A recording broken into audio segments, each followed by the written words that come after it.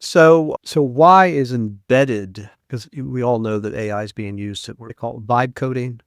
I'm a moderately technical marketing person. I could probably go get something going as an application, like a web app or a mobile app with vibe coding, but this is different. So why is embedded a uniquely hard domain for AI? So what do most people get wrong in the domain of AI for embedded systems?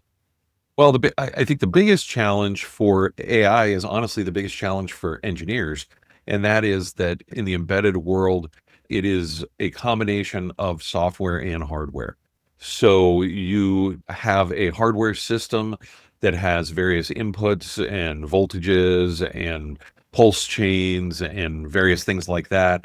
And then you have software that is trying to interpret those or drive them or do something with that. And the challenge is that any sort of issues or any problems, or even just making it do what you want it to do, involves both pieces of that.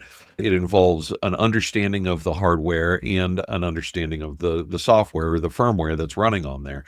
And and that is that's a challenge for engineers, even in completely independent of AI, to know and understand, because when there are issues that come up, when there are bugs or problems, oftentimes they have both a hardware and a software component or a hardware and software solution.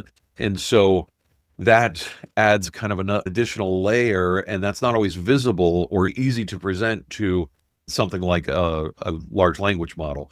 There isn't uh, in normal practice, there aren't systems where you have a multimeter connected to your computer that's reading voltages off of the circuit board and can report that. And so the challenge becomes, how do you make sure that the model has all of the information it needs to be useful and not just write some code that maybe would work somewhere but isn't going to work on your actual system?